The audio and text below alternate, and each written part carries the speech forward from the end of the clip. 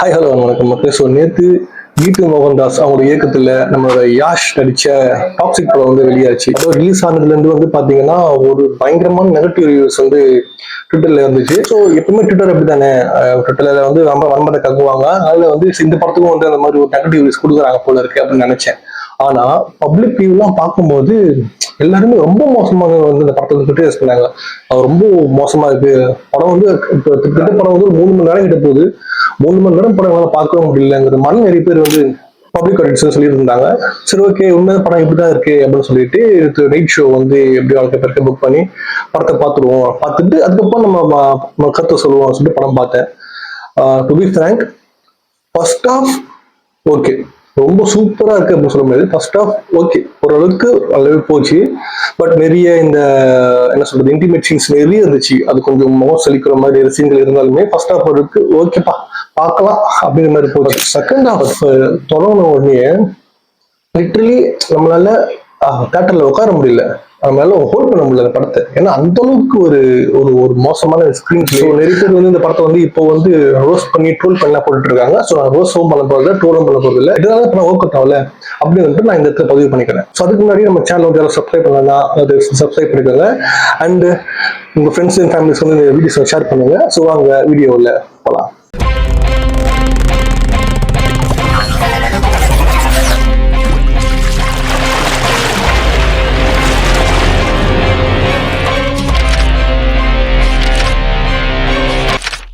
டாக்ஸிக்கோட plus point அப்படின்னு சொல்லணும்னா வந்து கண்டிப்பா இந்த படத்தோட மேக்கிங் சொல்லி ஆகணும். மேக்கிங்காவும் டெக்னிக்கலாவும் படம் வந்து அவ்வளவு ஸ்ட்ராங்கா இருக்கு. கேஜிஎஃப் அளவுக்கு பிஜிஎம் இல்லைனாலும் ஓரளவுக்கு ரீசெண்டான ஒரு பிஜிஎம்மாக தான் கொடுத்துருக்காங்க. யாஷோட ஆக்டிங்கும் சரி, மற்ற எல்லாரோட ஆக்டிங்கும் வந்து பெர்ஃபெக்டா இருந்துச்சு. இது யாஷை வந்து இதை பார்க்கும்போது எனக்கு ஒரு விஷயம் தான் தோணுச்சு. ஏன்னா என்னன்னா, கேஜிஎஃப்ல அவர் எந்த மாதிரி ஒரு பர்ஃபார்மன்ஸ் பண்ணி கொடுத்துருந்தாரோ அதே பர்ஃபார்மன்ஸ் தான் வந்து இந்த படத்துல கொடுத்துருக்காரு. பட் செகண்ட் ஹாஃப்ல டிக்கெட் ஒரு கேரக்டர்ல ஒரு பையன் யாஷோட, அதாவது ராயா அவரோட பையன். ஸோ டபுள் ஆக்ஷன் பேர் பார்த்தீங்கன்னா தெரிஞ்சிருக்கும். ஸோ டிக்கெட் அப்படிங்கிற ஒரு கதாபாத்திரத்தை வந்திருப்பாரு. அது வந்து கொஞ்சம் வேற மாதிரி ட்ரை பண்ணியிருக்காங்க.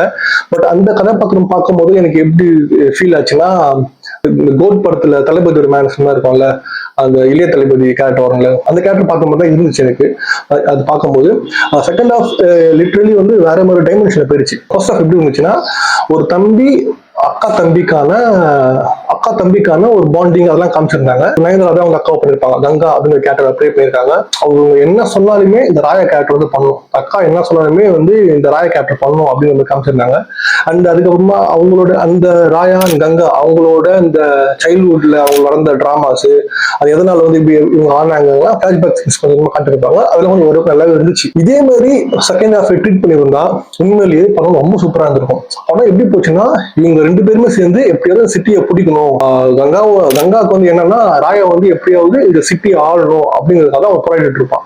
அப்படி இருக்கும்போது அதே மாதிரி ஒரு ஸ்டோரி இவங்க எப்படி கடைசி டவுன் ஆகுறாங்களா இல்லையா, அக்காவும் தம்பியும் அந்த இடத்த பிடிச்சாங்களா இல்லையாங்கிற மாதிரியான ஒரு இதை எடுத்துட்டு போயிருந்தாலே படம் சூப்பரா வந்திருக்கும்.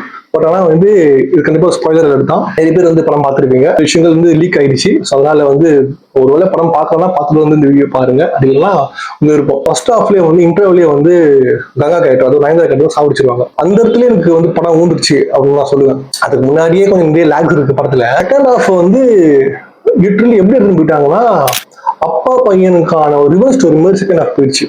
இப்போ ஃபர்ஸ்ட் ஹாஃப் எப்படி முடிச்சிருப்பான்னா, கங்காவோட அந்த சாவுக்கு வந்து ராயா வந்து பழிவாங்க அப்படின்னு சொல்லிட்டு எல்லா இடத்தையும் கொண்டுடுவான், அந்த விஷயம் நடக்குது.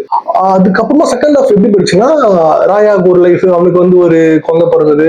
அதுக்கப்புறமா அவனோட பையன் ஒருத்தர், அதாவது கைராத்வானிக்கு பிறந்த ஒரு கலந்து, அவன் பையன் வந்து அப்பாவை பள்ளி வாங்குற மாதிரி செகண்ட் ஹாஃப் போகும். இது வந்து சுத்தமா ஃபர்ஸ்ட் ஹாஃப் செகண்ட் ஹாஃப்க்கும் சம்பந்தம் இல்லை. செகண்ட் ஹாஃப் வந்து நம்ம லிட்டரலி நம்ம தமிழ் சினிமால நிறைய அடிச்சு துவச்ச கதை தான் அதெல்லாம். அந்த ரீசெண்டா வந்து நம்ம தக் லைஃப் பார்த்துருப்போம்ல, ஸோ தக் லைஃப் ஸ்டோரி தான் செகண்ட் ஹாஃப். தக் லைஃப் நம்ம பார்க்குறோமா என்ன இதுன்னு சொல்லிட்டு அந்த மாதிரி செகண்ட் ஹாஃப் போச்சு. கிளைமேக்ஸ் ட்விஸ்ட், இவங்க வந்து கிளைமேக்ஸ் ட்விஸ்ட் வந்து ஒர்க் அவுட் ஆகும்னு நினைச்சு வச்சு அந்த ட்விஸ்ட் நிஜமாவே ஒர்க் அவுட் ஆகல. எனக்கு எப்படின்னா அந்த ட்விஸ்ட் பார்க்கும்போது எப்படி வந்து இதை முதல்ல யாஷ் வந்து அக்செப்ட் பண்ணாரு இந்த ட்விஸ்ட் ஒர்க் அவுட் ஆகும் அப்படின்னு சொல்லிட்டு. அது ஜென்ரல் ஆடியன்ஸும் பார்க்கும்போது நம்மளுக்கும் தெரியுது இந்த ட்விஸ்ட் ஒர்க் அவுட் ஆகாது, இது என்னடா இது மக்கள் ஏமாத்துற மாதிரி இருக்கு, இது ஆடியன்ஸ் ஏமாத்துற மாதிரி இருக்கு இந்த ட்விஸ்ட் மாதிரி எனக்கு ஃபீல் ஆச்சு.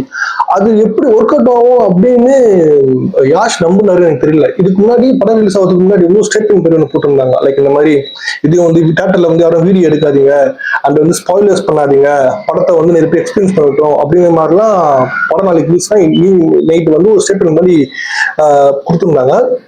அப்படி ரொம்ப எக்ஸைட் பண்ண இருந்துச்சு, இது பரவாயில்ல பண்ணியிருக்காங்க போல படத்துல அப்படின்னு சொல்லிட்டு. பட் அந்த ட்விஸ்ட் பார்க்கும்போது இதுக்காயா இவ்வளவு பில்டப் கொடுத்தீங்க மாதிரி ஆயிடுச்சு. லிட்டரலி இந்த கிளைமேக்ஸ் ட்விஸ்ட் ஒர்க் அவுட்டே ஆகல. படம் பார்த்து உங்களுக்கு தெரியும் என்ன ட்விஸ்ட் அப்படின்னு சொல்லிட்டு. அண்ட் இந்த படம் வந்து ஒரு பெஸ்ட் எக்ஸாம்பிள் என்ன சொல்லணும்னா, நீ என்னதான் டெக்னிக்கலா பெரிய பெரிய ஸ்டார் காஸ்ட்டை வச்சு டெக்னிக்கலா சவுண்டா பயங்கரமான படம் பண்ணாலுமே end of the day story and screenplay matters. So இது ரெண்டுமே வந்து இந்த படத்துல வந்து டிராபேக். இந்த பேன் இண்டியா ஃபிலிம்ஸ்க்கு ஒரு சாபம் இருக்குல்ல, அது வந்து திருப்பி இந்த டாக்ஸிக் வந்து அடிச்சு நினைக்கிறேன். ஏதோ யூகத்துல வந்து புஷ்பா 2 தப்பிச்சுக்கிச்சு, பட் இது வந்து மக்கள் வந்து அடிச்சு தம்சம் பண்ணிட்டாங்க.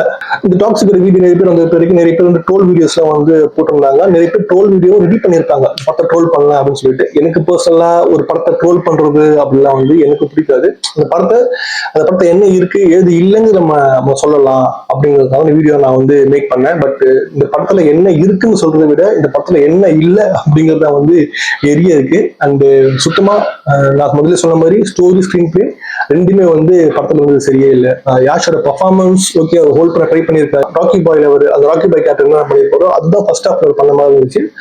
செகண்ட் ஹாஃப்ல வந்து கொஞ்சம் வேற மாதிரி ஒரு விஷயம் ட்ரை பண்ணியிருக்காரு. அது நீங்க வேணும்னா படம் பாருங்க, படம் பார்த்தவங்களுக்கு தெரியும். மற்றபடி டாக்ஸிக் வந்து அது ரொம்ப பிலோ ஆவரேஜான படம் தான். அந்த படம் வந்து நெய்லி 30% ஓடிட்டு இருக்கு. பார்க்கணும்னு உங்களுக்கு விருப்பம் இருந்துச்சுன்னா போய் பாருங்க, என்ஜாய் பண்ணுங்க. அண்ட் வீடியோ பிடிச்சிருந்தா லைக் பண்ணுங்க, கமெண்ட் ஷேர் பண்ணுங்க. ஸோ இன்னும் சூப்பரான வீடியோஸ்ல நான் உங்களை சந்திக்கிறேன். பாய் மக்களே.